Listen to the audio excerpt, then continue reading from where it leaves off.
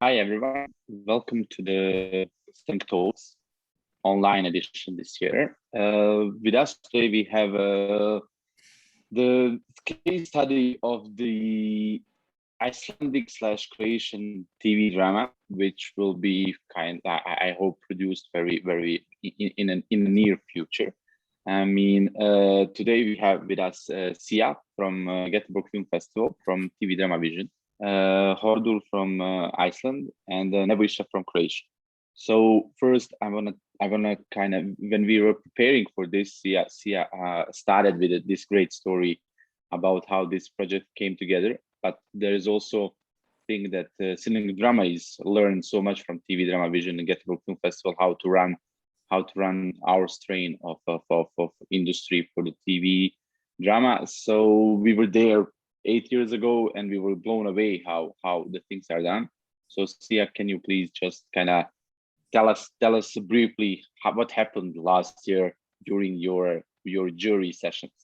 Yes, me and Nebojša, we had never met before, but we were in the same jury. And then towards the end, we started talking about, what projects. And then Nebojša said, well, I have something going on with the company called Glassriver and Hordur. And I was curious. And then he pitched it for me. And I thought it was an amazing story. And then I also accidentally talked to Hordur later, and he was just as enthusiastic. And I could really feel there was a very good energy in this project. So I just thought we have to invite it, because a collaboration between Croatia and Iceland. And you can also, when they will tell you more about the story, you will understand that there is a close connection here, and that it is really a why is evident. So that's why. So it started in Sarajevo, and they came to Göteborg for our online edition, and now they are here with you again in Sarajevo. Yeah, and yeah, superb. I mean, and to talk about a bit more about Göteborg TV Drama Vision. Your next edition is in January, right? Well, it's in early February, on February 2nd, yes. And we are aiming to do a hybrid edition next time. We did a full online edition last time. So yes, so we're just starting out, mapping up the content now. Very good, very good. So let's jump into this kind of possibility of an island story. So who can tell us kind of how it all began? These two islands connection. Yeah, so we actually it all started.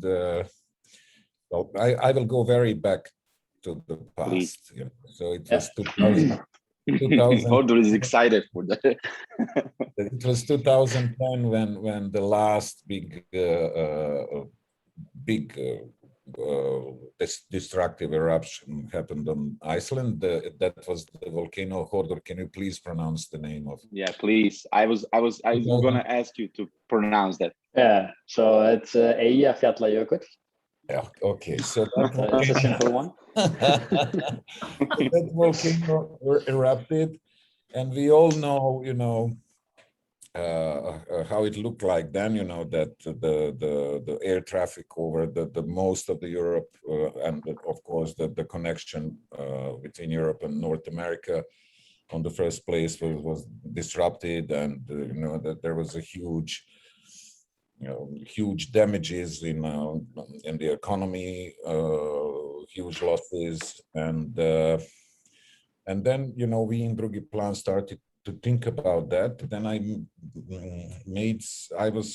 became curious. I read one interesting kind of philosophical essay of Slavoj Žižek, where he was, pointing on the fact that the humankind arrogance will never accept that the Mother Nature is stronger, and that Mother Nature can influence a lot, on our activities, that we are so, self-contained, that we think that we are the one who are running the processes, but the things are different, you know. So then I started to make research about, specifically about volcanoes and on Iceland. And then I found some very interesting scientific works which directly connected the eruption which happened in 1784 on Iceland. I think it was Katla. They connected that eruption with one of the most important social events 5 years later, and it's a French Civil Revolution.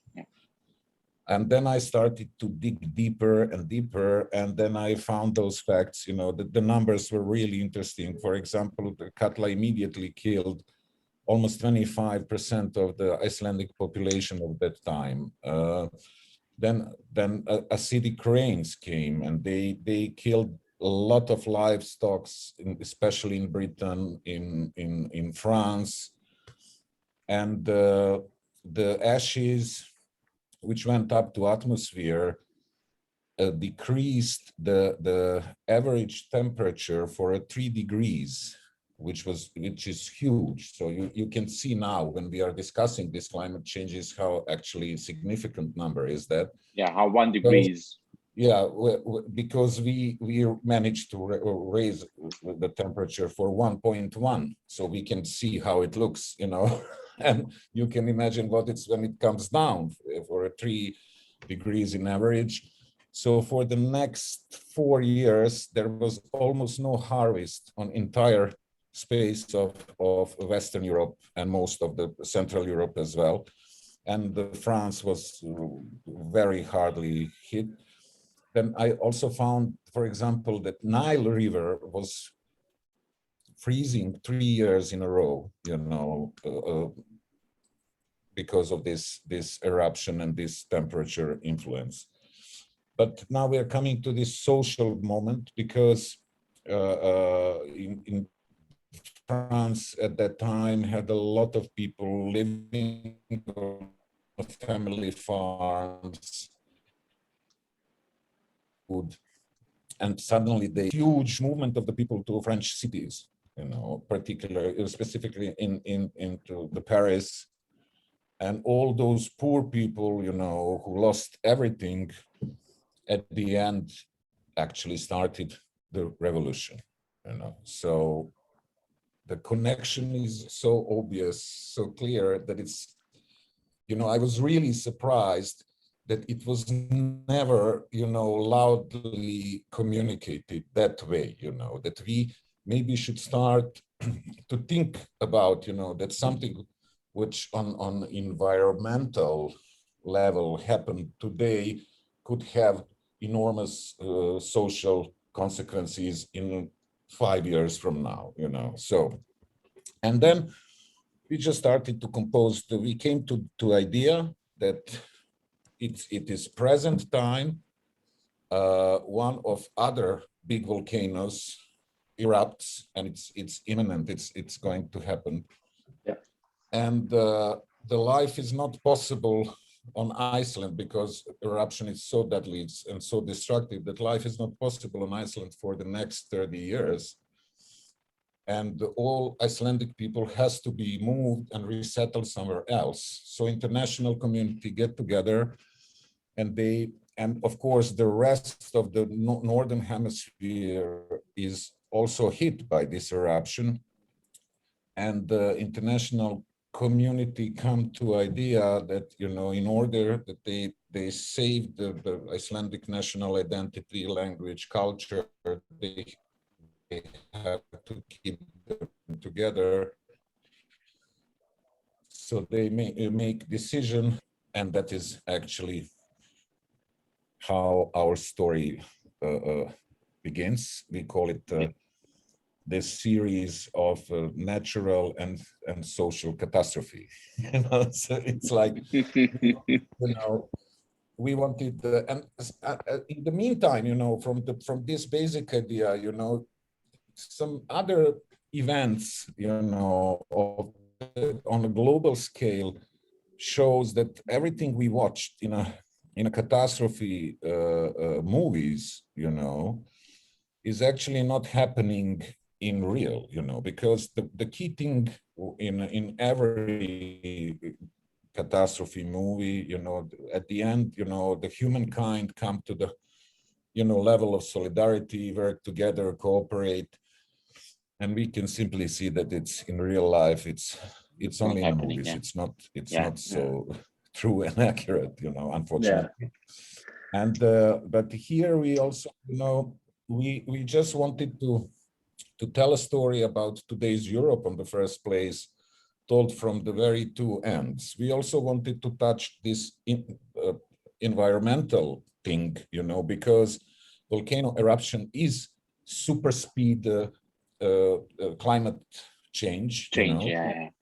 And of course, we also wanted to tell one inverse immigrant story, because in this case, those immigrants are not running away from the war, and they are on many levels on a higher level of social development than their hosts, So it's very liberal, open-minded, very literate nation.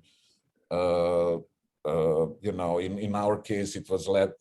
The whole nation is led by a lesbian prime minister. They are coming to Croatia, which is European Union member state and of course European country, but it's still kind of very conservative, xenophobic, homophobic, etc., So I think, yeah. If I may jump in, I think that's a little bit where I came to this project and the stories of being from an island like Iceland, and being in the middle of a volcanic stream. We actually do boast the highest number of volcanoes in the world, and so we've thought about it, like what would happen if one of the big ones would go, and you kind of just live with it, and you'll just kind of see, and it actually does affect a little bit the mentality that we have in Iceland. It's like things will pan out nicely, things will work their way out. So we have this kind of, I don't know, maybe it's a certain type of relaxed kind of approach to life, but we're also, I think the social part is what Nebojša was talking about is really important for the story that we wanted to create, because we are, to be honest, I think Nebojša actually knows more about the natural catastrophe part than I do, even though it's from Iceland, but in social structures and the way we live on our small island is that we are, you can probably Google like most lists of gender equality, LGBT, rights, and natural resources like electricity and water and everything. It's really a pond of things that we collectively are proud of, and it's the most peaceful country in the world. We have 0.7, I think, murders a year, so it's a little bit less than one, but they tend to happen though occasionally. It's like so it's, for us, it's been like being in this isolated environment. We know about our world a lot, and we try to enhance it as much as we can, and I think we're really proud of that. But then we have thought about, because we are also dealing with and then seeing what is happening in the reality of the world, and with refugees, going from one country to another, and in a bad way. What if it was me? What if it was us? Because, and then we do have that threat of, if one of the big volcanoes would erupt with a big eruption, and we would actually, might have to relocate. And that, I think, is a perfect way to show someone like ourselves, like the nation of Iceland, that is really like high, like I said, high on the list of kind of social structures and rights, that this could be you, and we have to then be able to put ourselves in the shoes of others, like the people that are coming here. Let's be, you know, that's still something that we are getting, you know, closer and closer to. We don't have a long history of like, if you come here, you won't find houses older than like 100 years old, you know, something like that. We just lived in, you know, dirt houses, you know, just built in the mud and grass and stuff, you know, and, you know, some out of wood, but very few, you know, are still existing. So we're getting a lot of people, and we're getting used to that part of the world that we're getting immigrants to Iceland as well. And there have even been before, like things where they were stopping immigrants to come, which we don't feel is right, but we do have to adapt and figure out how to deal with that. I think that's a little bit kind of from where we came to it. And I do want to tell the story because Nebojša has been thinking about this since 2010. And I think it was in 2015 or so that one of my guys here in my team had this idea: what if we had to evacuate the entire island? Now, we hadn't spoken at that time, myself and Nebojša, but we actually met in Rome in a dinner. So it's a perfect child of the industry, not knowing each other, meeting. And then he actually said, like, after a few drinks, of course, Hordur, I have a project that actually is happening in Iceland. And it does his classic smoking kind of, and then it was like, I was like, really? Yeah, I'll tell you about it one day. I was like, no, tell me now. And this was like a big round table of you know, we were like 12 people, and all people that I hadn't actually met before, except one or two.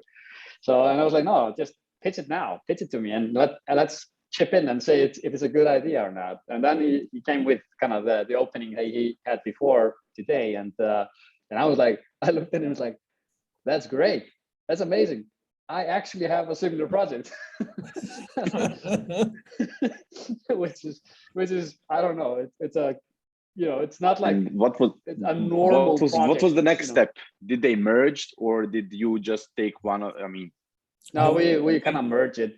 Yeah, you know, it's a, and I think it's a merging of the concepts. I think might be, because we hadn't decided to go to Croatia in our project. That was still kind of what we were pondering, like where to go and how to deal with that. So that came from Nebojša and his team, and I think there is a element of that is that there is a mutual bond between the countries in the sense that we were the first country to recognize their independence. So that's important also, and we're proud of those things, and then Nebojša and myself now are tied kind of with bonds that will never be cracked. You know, I have a brother, you know, on the opposite end of Europe, which is great. Which is perfect. I just wanted to say the fact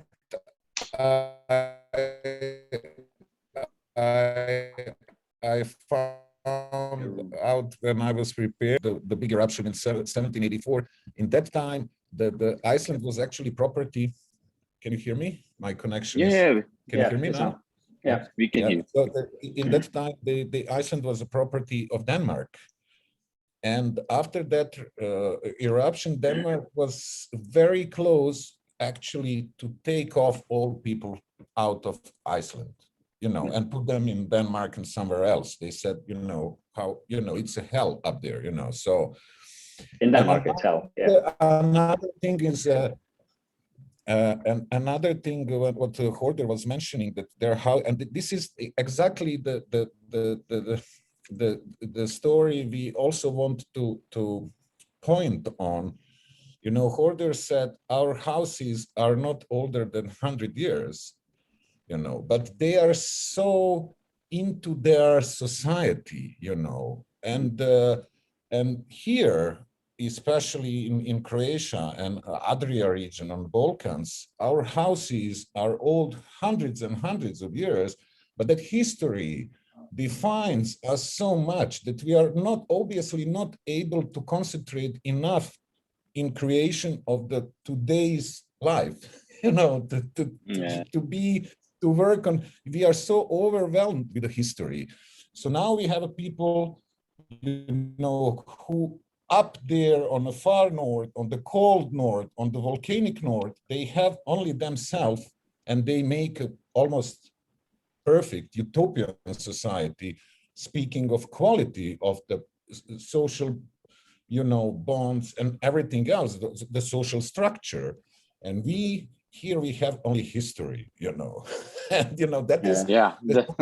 want to explain, you know, when we are talking about different mentalities, you know, and we are still belonging to the same civilization, the same circle, the same cultural identity at the end, you know. And I think that, you know, that is one of the lines we want to touch in our story, among other, you know, the practical issues which could come out when you have to move entire nation to completely no place, you know. So, you know, and you know, so.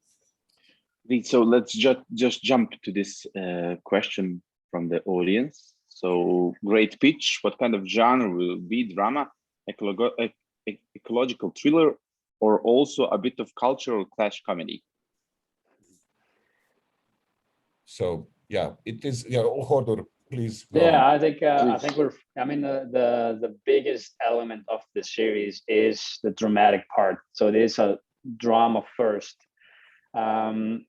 You know, set with the ecological kind of thriller as a you know, as a backbone of it. We're not going to be, you know, not going to be focusing mostly on that, you know, but more the tension between the cultures and the drama and the tension that is created between them. And in terms of humor, if we find it, there will be a level of humor, and I think that's also in the kind of in the easily relatable topics that we'll be dealing with, having people so different, clashing, meeting, trying to coexist, and you will, no matter from where you are and what opinions you'll have, you'll be able to associate with some of them. Sometimes you will also, you know, be, you know, rooting for the Croats, and sometimes you'll be rooting for the Icelanders and their opinions. So it's going to be back and forth on that. And I think that's going to be, you know, a lighter. It can create a lighter tone to it. So it's not just a dark ecological type thriller, and it's more. And we're going to go closer to, you know, kind of two protagonists on from both countries and their families, to get really the depths and the feelings and the emotions, you know, that this has evoked from a personal standpoint, not just a macro kind of standpoint. So that's, I think, you maybe want to continue on that, Nebojša, but I think that's. I mean, I would now on let's say on a sense of, I think we skipped one important moment in the history of our project, and that when Sia actually gave you know, a wind to our sails, you know, since this really accidental, you know, chit chat moment, which was actually beautiful, you know, and Sia invited us, you know, and she finally set up a deadline for us. That is what. That was exactly what we needed, you know, because since our dinner in Rome, you know, 4 years, we were, hey buddy, we are meeting each other, we are going around to all markets, you know, and we were never, okay, when we will start to talk about our project, you know. So Sia was really kind of, you know, coming, you know, and pushing said, guys, you have to deliver me a pitch. So yeah. And then we speed it up. Of course, in the past, we had a few tries, and exactly according to the question about the genre, you know, we tried with some different authors, both from Croatia and Iceland, and finally, you know, we were obviously ready last end of August by chance. Very good, young, very talented writer. Her name is Mateja Božičević, who lives in LA and works there. She was staff writer on several big international projects. The last one was season 2 of Carnival Row on Amazon, and she just sent me a message on a Facebook saying, "Hi, I'm Matea. I came here because of pandemic to be with my parents. I live in the States. Can we meet and have a coffee?" And we did. And she said that she's following our work from the States. And she told me, "Is there anything we can work together?" And I said, "Listen, we have this idea, and we also have a deadline." And I gave her one can we pager. So like listening everything, what's for you, what was the thing that you kind of recognized in this project and like so eagerly pushed and set the deadlines for 2 of them? You're muted, so just can you please? No, I was drawn to the story because of its ecological theme, of course, but also, I mean, like moving a whole population to a small island in Croatia just created like pictures in my head, and of course also, as you can hear, both Hordur and Nebojša are very good at, pitching and describing, and, they put a lot of things into it. So I guess, yeah, and then they sent me a draft. I think it has changed quite a lot since then. But I mean, when I read it, I just felt, yeah, I mean, I usually feel like, is this something I would like to watch? Would I like to follow this story? And I felt, yes, I do. So, and I'm really happy that just me giving you a deadline of a pitch actually has an impact. Yeah. So, yeah. Absolutely. I think our volcano, you are our volcano, yeah. Yeah. You're a godparent to the project now. You're a godparent. Yeah, now it has to be done. Yeah. Yeah, now it has to be done. And I think from our, like Nebojša was saying, we've been discussing it with a few different writers. But up until now, we've kind of been really selective on who we want to bring in, because this means a lot to us, the project, and we've been developing it internally with my team here, myself and 2 writers, creators, that kind of doing it as a Glassriver internal development at the moment. Because, like I said, it's one of those projects. We try to do projects that have an impact, that have something to say, that have a voice in terms of where we want the world to be, and this is probably the highest on the list of the relevancy of that. So we want to really keep a tight group around it, but we will be getting a writer on board soon to kind of take it forward with us. Kind of from that angle, joining Matea, exactly, from the Icelandic angle, and I do want to say one thing about Sia as well, and her and the Gothenburg market. I do think they have set the bar in terms of how they've done and delivered their market throughout this pandemic situation and everything. It was probably the best organized and the easiest to follow online of all the markets that I've attended. So. Kudos on, and hats off to you. We had to take a very long rest afterwards. But, yeah, I can I'm imagine. very happy I'm sure you said that it was worth it. You were basically having the 24/7 live TV channel, so yeah, it was wonderful. Yeah. So with getting 2 different writers from 2 different kind of backgrounds, one from Iceland, one from Croatia, basically. How you managing, or how you think you're gonna manage to kind of stay true to have both these cultures merge, and kind of what do you think how you managing to maintain kind of the Croatian part and the Icelandic part and to kind of merge them? I think it's inherited in the story in a way. I think I want to have them very different. I want to have the tone and style and feel. I want to have a natural, natural thought process with the Croatians from a Croatian angle. I'm not going to tell them what, or we are not going to tell them how they behave or speak. And I think it's like the same way for the Icelandic ones. So I think it's a really interesting challenge to create the storyline, kind of the spine of the story and sort of where we take it, and then enrich it with the cultures from both sides, and then we see what are our similarities and what are our differences and things like that. I think that's one of the most important things, is to keep the authenticity from each country and not have both merge towards the center and be much to alike.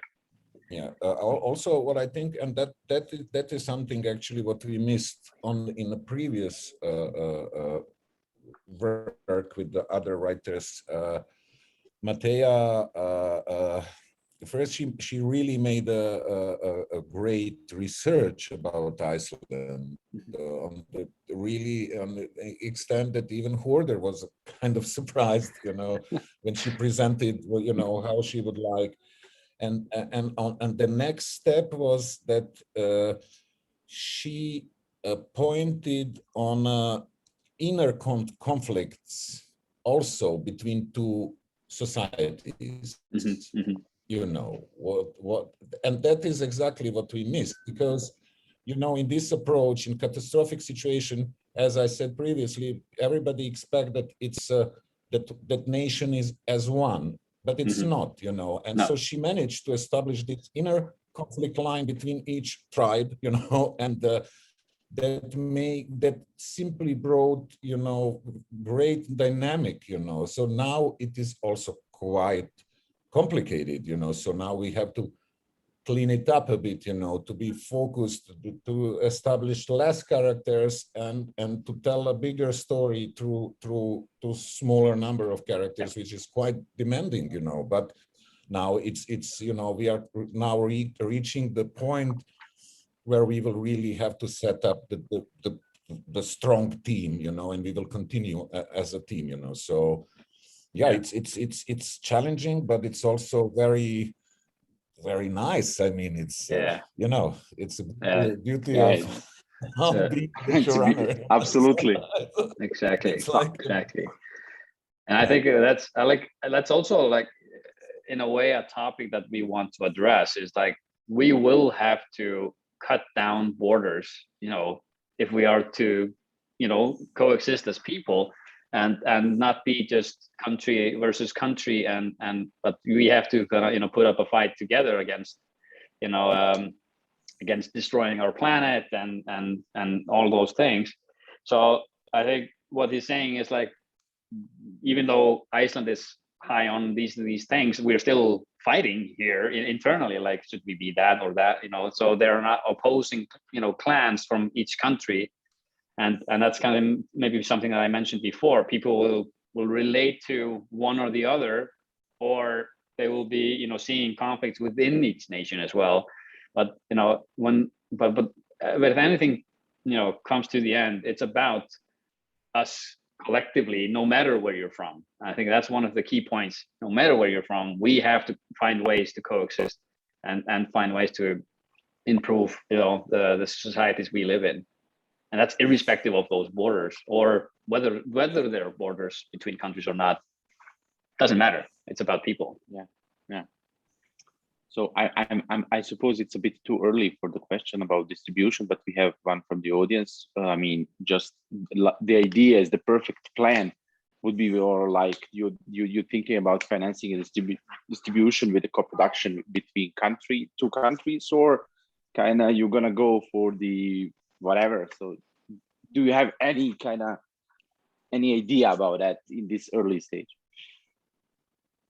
We have Hordur will tell you more in detail where we are sitting right now, but of course we would love to be how to say that, recognized on a domicile markets. Of course, that should be a starting point, and we really believe, that both Croatian and Icelandic public services, in the first place, will stand behind, this kind of cooperation, but it also not cheap. It's not a cheap project. It's not super expensive, but it's also not cheap. It's in a production sense, it is quite demanding, So we really have to set it up as a very strong and big co-production.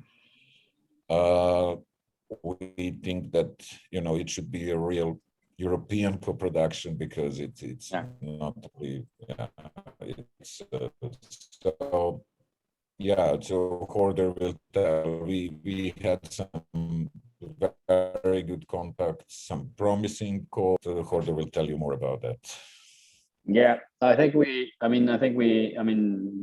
definitely will see something coming from both territories, Croatia and Iceland, on the project. And I do think a third partner, some Central Europe, will make it a really cohesive kind of both financially, but also seeing from outside in. I think that's also important for the project, that it's created between those two countries, but it will really be interesting to have that third wheel, to have that outside in perspective, both in the series, but also in terms of like reading and kind of how we are portraying those differences for the third kind of to the third eye, or whatever you call it, third partner. So, but and having said that, we have been in discussion with a few broadcasters that have shown interest in tracking the project, and so they will be reading first from their country's perspective, and then in terms of global distribution or platforms, there are some that have already shown interest as well. So it's a matter of, I think, in the next step of the development, we'll be kind of locking in on those and making decisions on how we put it all together. Yeah, I mean, this would be kind of perfect example of European co-production. So it's kind of usually you need these projects kind of to find to kick off something. Yeah. So we can learn from this immensely, I'm sure. But I mean, let's get back to kind of out of these projects for a bit, just to see. I mean, both of you are doing wonderful things and having producing the wonderful TV shows. So how this project is in your timelines, and how you're managing to kind of to put everything, your companies in the pandemics and everything, and then planning for this. I mean, it on a paper it looks like huge huge hustle to shoot. So what are you thinking about? What's your initial thoughts? When we would love to start to shoot it. Yeah, basically, and well, in a some perfect timeline scenario, the perfect timeline, maybe to let's say to achieve to get to production draft of the scripts, let's say fall next year, which means that with all other elements settled, we can maybe start to shoot beginning of the 23, yeah, which is not too far. It's actually very close, around the corner. Yes, and that would be really, and I mean, we will definitely push ourselves to try to to make it that way. Absolutely. And I think also I think in your questions were like, what's been going on and how we've been through the pandemic and all. It's actually been, I think I can't speak for both of us, but I'll let Nebojša speak about his company, Drugi Plan, a little bit later. But as for Glassriver, we've been extremely busy actually, and the pandemic didn't hit Iceland as hard as many other countries. So we were quite fortunate to be we've been in production almost every day since the pandemic started. There have only been a few days that we haven't, and we've already produced 6 series, I think now, throughout that process, or throughout that time period. We've been launching a few of them, and actually in the first half of next year we'll be launching 4 series on TV locally, and some have been co-produced in Belgium and already pre-sold to a large number of territories. That includes series like Black Sands and Fractures, and Journey has actually been that's been released, and it's now will be in the format exclusive in Series Mania. And at Series Mania, I'll be pitching actually another co-production, which is a Iceland-Portuguese co-production. I do have ties to Portugal, actually. My aunt is married to a Portuguese man, and I have relatives in Portugal, and that's a nice co-production that we're setting up there. That I'll be speaking more about in 10 days, I think, at the Series Mania. And so we've been doing well. We are happy. I think 2020, to be honest, was actually our best year, and 21 is looking even better. So yeah, we did set out the strategy to kind of want to create these types of co-productions, and these like we're doing with Nebojša and Drugi Plan, and a little bit like we're doing on the Portuguese part, is we feel that there's a chance to share ideas and bond on a different level than just on a legal contract, and everything is kind of hard. We try to do things collectively. We try to be really open. We try to be human in everything we do and the way we work. And that's actually how and why we founded the company. We do have one mantra, like one simple mantra. I hope it's not too offensive for the forum, but it's just don't be a dick. It's like it's that simple. And to be honest, it's amazing how far that gets you, because we've been doing really well, and we've our reputation has been growing, and it's really strong, and it's also strong just in the industry in Iceland over this few years that we've been operating, because we've been trying to change things up also in terms of the working landscape, the hours that people working, the agreements that we make with them, the sharing of revenues with artists and things like that. So we've really been trying to open things up. And to be honest, I come from like the business end of things. Initially, and I was kind of blown away how easy it was just to be human and approachable, how good of a reputation you could gain from that. So it's like that was surprising to me, because I feel for me that's just what it should be, not as a strategy, just that's how so we are happy and fortunate and really have high hopes for the project now with Nebojša, and that's one of our like the highest on the list of things that we are looking forward to. Good to hear, Nebojša. As you can see, I just have to say goodbye. It was good, and thank you for having me. And see you soon. Yeah. We will stay and talk for another 10 minutes. So bye, see you. Yeah, nice to see you. See ya. So Nebojša, I think Hordur, working with Portugal and Croatia, I think he wants to move to the more pleasant climate. So I think we need to do something about that. Well, I think that we will run away up there, Can we help him? Yeah. So speaking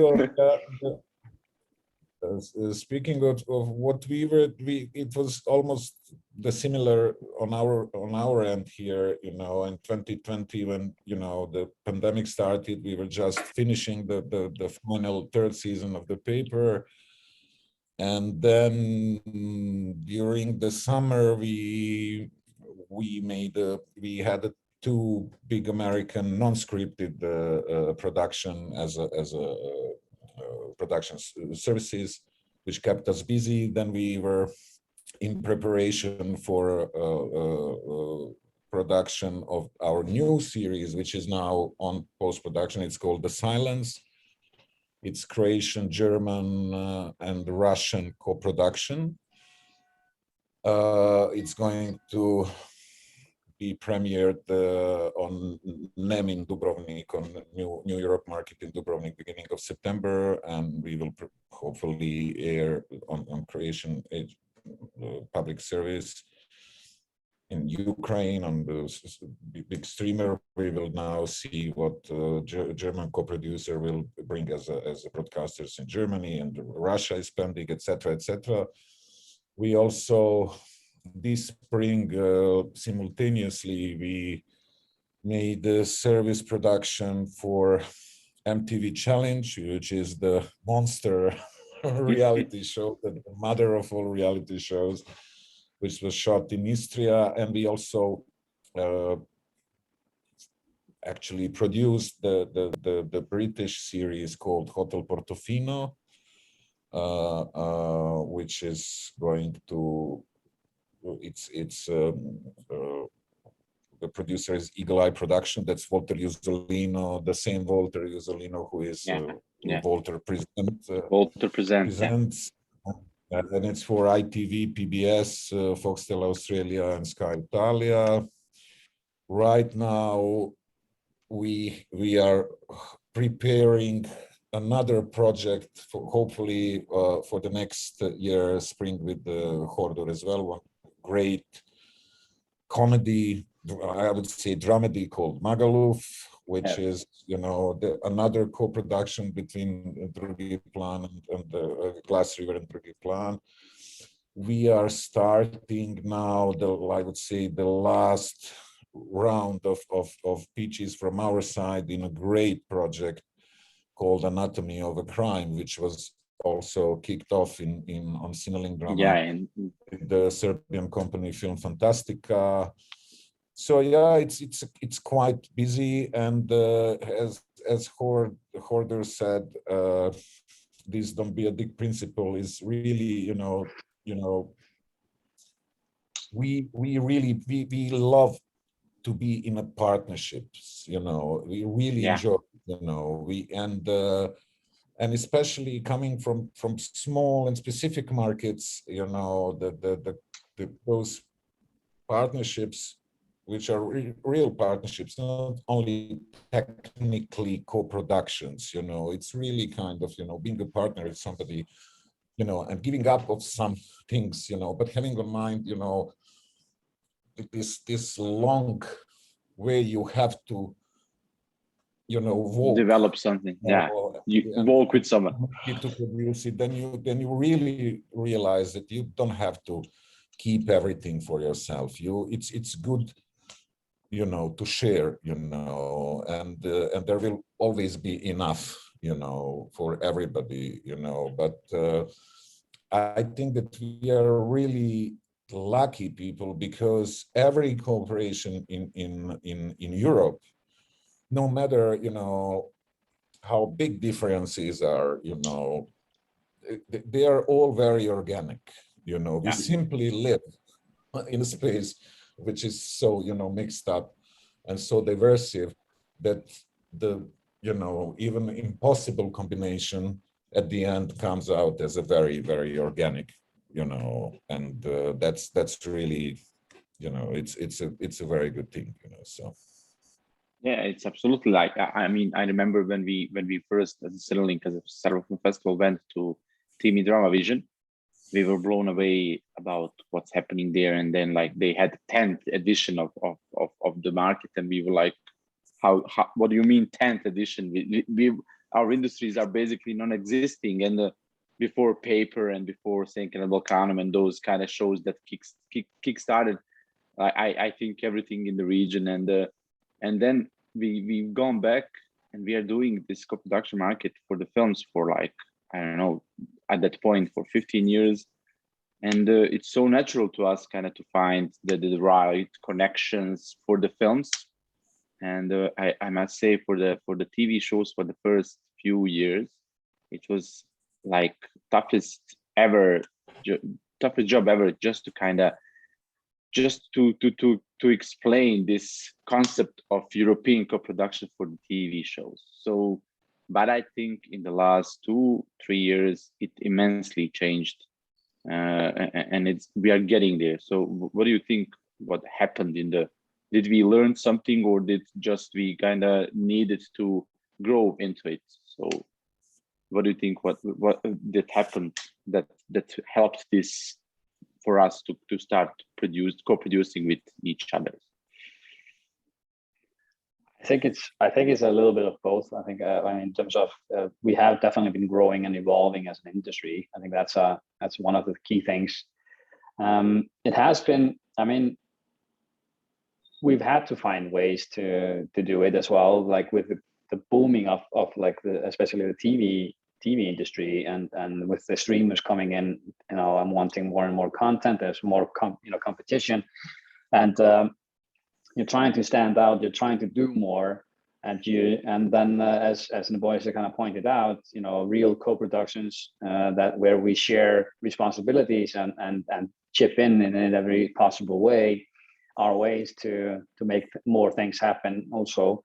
And and different things, and so I think it's natural in that sense. But it's definitely been it's been, I think it's a great journey. I think, but also just from I think it's also just from a societal kind of point of view. Like being more adaptive to different cultures, different countries, wanting to work with someone, not looking down on smaller countries like ourselves or Croatia, and I think people are wanting to, kind of and seeing people more equal, seeing them for what they are, not just from where they are. Yeah, I mean, we have 10 minutes, and I don't think that we have any questions from the audience. And there's something that we kind of forgot to mention in the past 15 minutes. Do you have anything kind of extra on top of this? I think we kind of pitched it perfectly, as someone said. Well, I think no, I don't think so. Let's spill some beans. I mean, what are you thinking about filming locations, which islands, or something like that? Just kind of to have some trivia. We have of course it's Iceland, and we have on mind Vis and Korčula, and as the two places where they will be settled, then we will be mostly concentrated with the main one, which should be Vis, But then in a parallel, and we can see it would help us for season 2, this to have all the town part of Iceland. On Korčula, they are maybe went in a different direction, So, but it's definitely, this is, of course, it's a natural location, and it's let's hope that we will soon. Yeah, no, absolutely. Maybe one thing to add to, being on those islands and Croatia in the story, there will be a turn of events that will make us Icelanders want to claim one of those islands, at least an entire island for ourselves, and wanting to have Icelandic laws and Icelandic civil rights and things like that. So we're actually bringing the island of Iceland and that society to that island, which is that right? Is that wrong? And that you will see that, of course, creates a huge clash between the nations. And then again, not necessarily everyone from Iceland agrees with that, but then, but do you stick with your nation, or do you stick with the principles and all that? Yeah. So the dynamics are just so, rich, and I think I can't wait to watch that series. To be honest. Me too. Like it's like for the time that we live in, it's like perfect. Everything is happening. We are living the end of the world. So the show is basically like the perfect storm when we are still talking about climate change. Absolutely. And Nebojša, let's make this happen. So let's have Hordur move to Dalmatia somewhere, and he's eagerly waiting for us to offer something. Oh, Yeah. I can't. Yeah. Yeah, yeah, yes. I don't think we can't have wait, any actually. questions. Yeah. I think we covered all the angles, and yeah, thank you guys. Nebojša, Thank see you you so around. much for having us. See you tonight, and Hordur, I hope to see you in January in Göteborg or in next August in Sarajevo or somewhere around. Absolutely. I'm coming next year for sure. You know, For sure. let's count on that. All right. Thank you, guys. So Thank you. Thank you for Great inviting rest Bye. of the day. Ciao. Take care. Bye bye. Ciao.